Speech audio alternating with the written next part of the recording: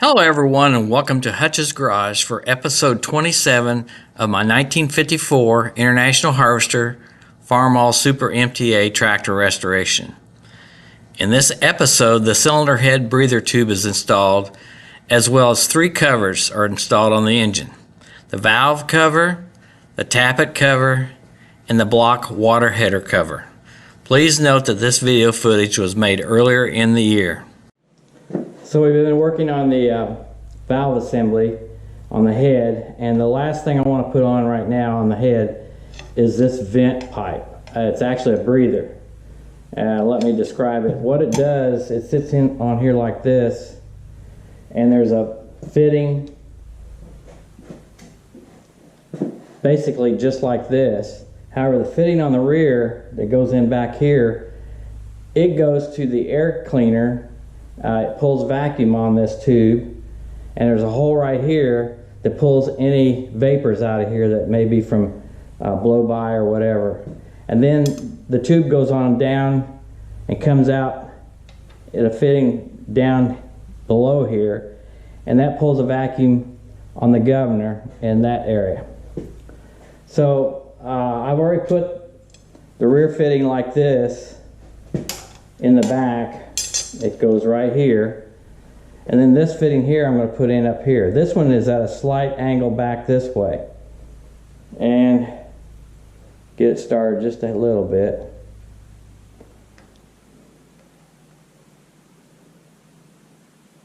Okay, it started. I used a little bit of WD-40 just to give a little bit of extra lubrication for it starting. And you don't want to use an open-end wrench and not even a tube-in wrench on these particular fittings, because what can happen when you tighten them down, you could deform it and it'll make it hard to get this fitting on. So I recommend using a 6-sided impact socket. So this is 5/8. Get this screwed down. That way it should not deform it at all, especially if you over tighten it, and it won't slip. Okay, that should be tightened up.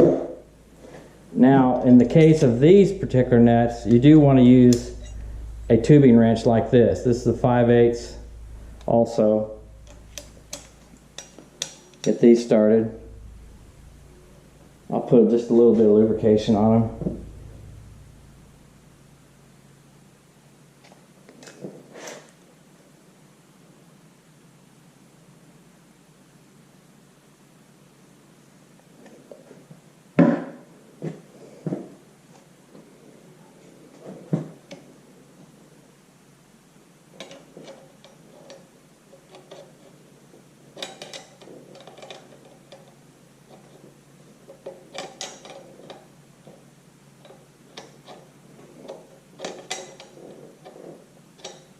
Using a tubing wrench, it's less likely to slip on you and damage the lands.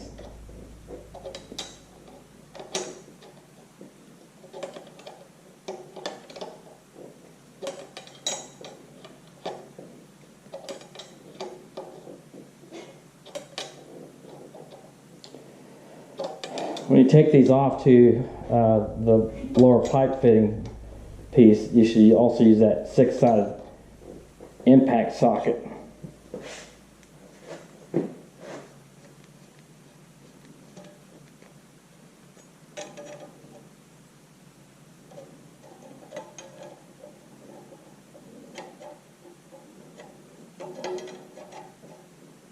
Okay, that's seated like that. This will have to come off when I retighten the head. So this vent pipe plus the valve rocker arm assembly will have to come off to tighten the head bolts, and then I'll have to readjust the tappet settings after the engine's run and warmed up and run a little bit. As far as the valve cover gasket, I will use Ultra Black by Permatex, and I'll put it on the bottom of the gasket where it touches the surface of the block, and not put it on the top, because you're going to have to remove this valve cover at least once afterwards, maybe another time, to adjust valve tappet settings. And that allows you to take the valve cover off, like I said, but also creates a dam in the back here, a little bit higher than this ledge going around this area here, to keep oil from leaking out. I'm finishing up putting ultra black Permatex on the valve cover gasket. I'm just doing it on one side, and it's a fairly light coating. So I finished that. This valve cover is going to have to come off, you know, when you go back to adjust the valve clearances. Now let's go over to the engine. I've cleaned the deck part, or where the gasket will contact the head, with lacquer thinner. So we'll set this on here carefully. Lined it.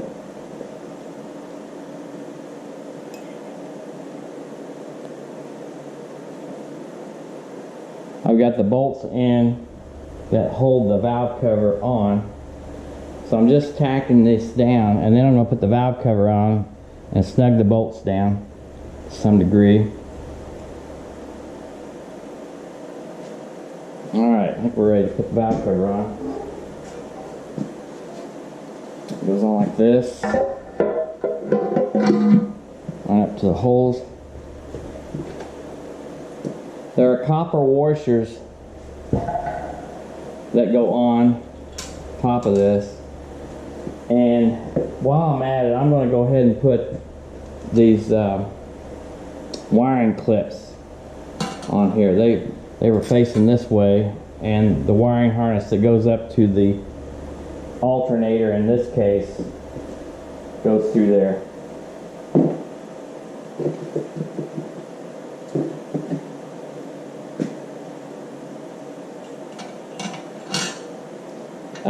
The bolts that hold the valve cover down, the part that goes into the head are coarse threads, and these are fine threads on top.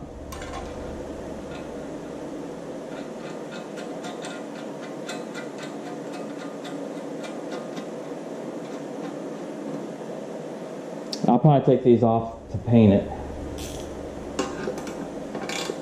So we'll just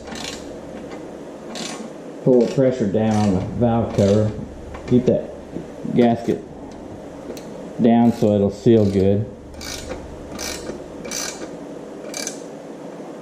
Don't have to overdo it. Anyway, check to make sure everything looks good over here. It does.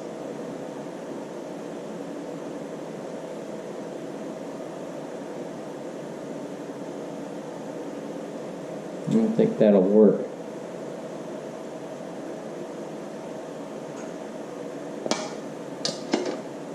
Give it a little bit more pressure down.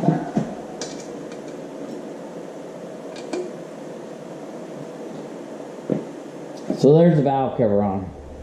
And we're slowly, as we go, closing up this engine. The next piece I'll put on is the lifter tappet cover that goes along here, and it's also a cork gasket, and I'll be using the ultra black Permatex on that also. I'm preparing to put the lifter or tappet cover, push rod cover, whatever you want to call it, the book calls it a push rod cover, onto the right side of the engine. So let's look at it. So this is the inside we're looking at right here. This would be the outside. This would be up. Place it back down here. So I took it all apart and cleaned it as best I could. I keep saying that, but that's how I did it. And got it grease free and got rid of all the dirt that was in it. And this is kind of like a copper element that it's for the breather part of the engine. And you can buy a new one on Steiner tractor parts But I cleaned this up enough. I flushed it and everything, and it's pretty clean right now. So I'm going to stuff it in here. Next goes on a baffle. Looks like this. This end goes to the bottom. Notice also there's a drain hole in this cover. Line this up. 2 small screws that hold it in with lock washers.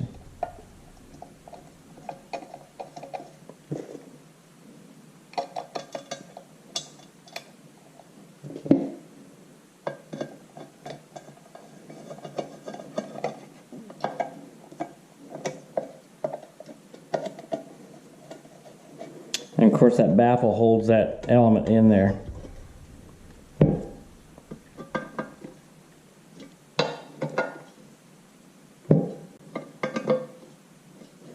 Now what goes on the bottom here is a breather pipe.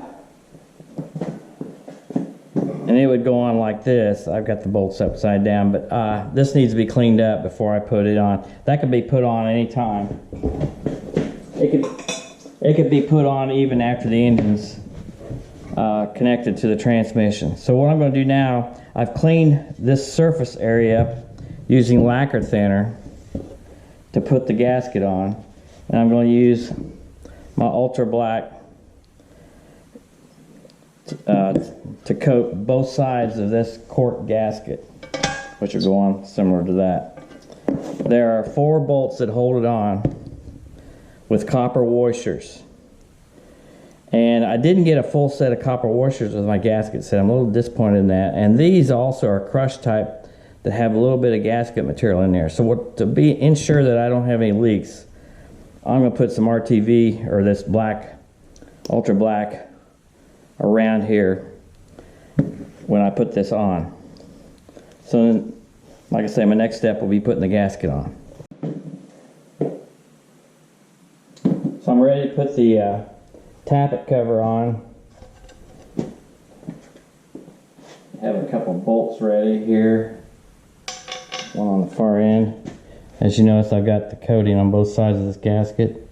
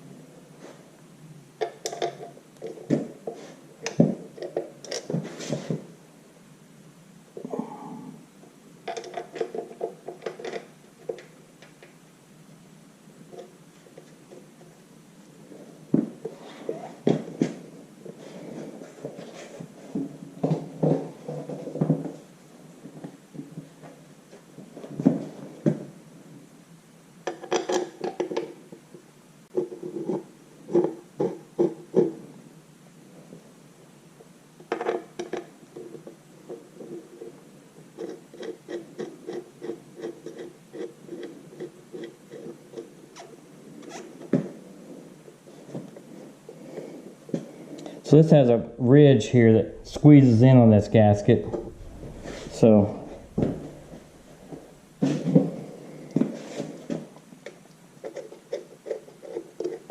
make sure it's up in place.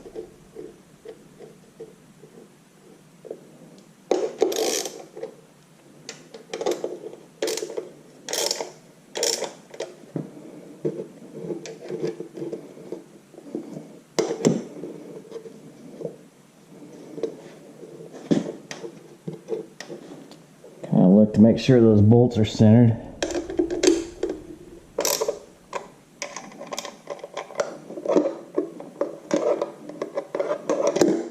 We're going to do a different wrench. Got a socket.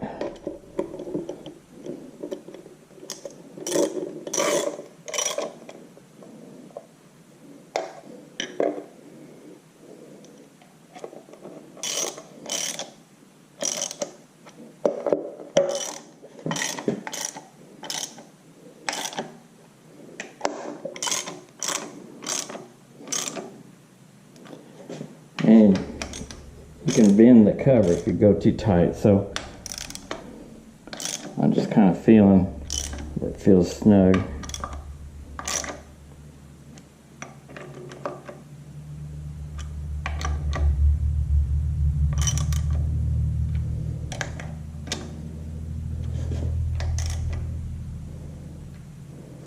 And hopefully we got it on there good enough.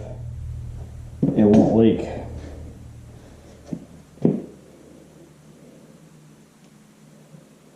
All right, that completes that step. The next item to go on is what's called the water header cover. I have two of them here. And you see this says top. That says top on this one. So this is a new one. Why did I get a new one? There, I'll show you why. That's the water header part that guides water through the engine to keep it cool, to distribute it around the cylinders. As you can see, it's pretty badly rusted, and I thought, you know, the thing may only get worse. I don't know. It's had carbuncles on it and all that, and if I chip a few more off, I'm going to get a few more holes. So it's gotten pretty thin. The outside part, or you know, the main part, is actually pretty fair. So I got a new cover. This is it here, and I coated it with Gliptol. And how this thing works, it goes on, of course, right up here. And as water goes in here, this is from the water pump. Water flows through here and out these different directions. There's a baffle here also that kind of guides water back into these, between these two cylinders in the middle there. So that's why it's called a water header cover. And it has the direction it's supposed to go on, which says top. So that's the next thing I'm going to do. I'm going to use a little bit different gasket sealer this time, and we'll go from there.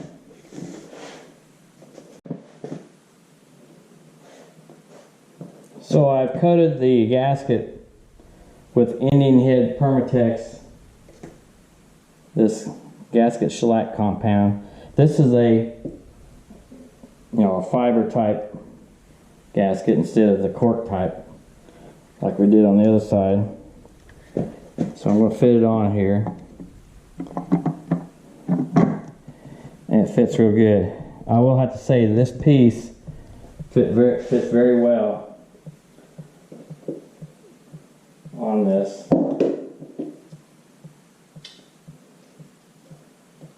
So what I'm doing, I'm going to coat each of the bolts with grease. I'll put a little grease on the studs. There are 8 studs and 8 bolts that go into this. They're 5/16. So I'll put this first one in here just kind of as a guide.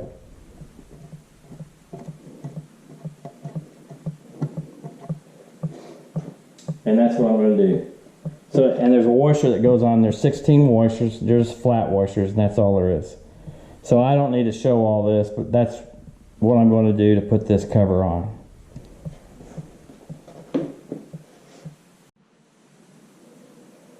So there we go. All 8 bolts in, and all 8 nuts on the studs. And I see a little bit of gasket, not gasket, but gasket sealer fluid coming out in all areas. So I kind of basically did it like a head, went from the center tightening and going this way. There's no specification on how tight these are supposed to be, so you just have to feel for it. And I will say that this part, this water header piece, came from Steiner tractor parts, and it, like I said, it's a quality job. I will say it was done very well, executed very well. The letters are proper. The whole fit up was perfect, so I cannot complain about that. So that's one good part there. That's all the time we have for in this episode. Thank you for watching this video. If you like this video, please hit the thumbs up and subscribe to my channel. Please continue to join me for the next episode as I restore and rebuild this 1954 International Harvester Farmall Super MTA tractor.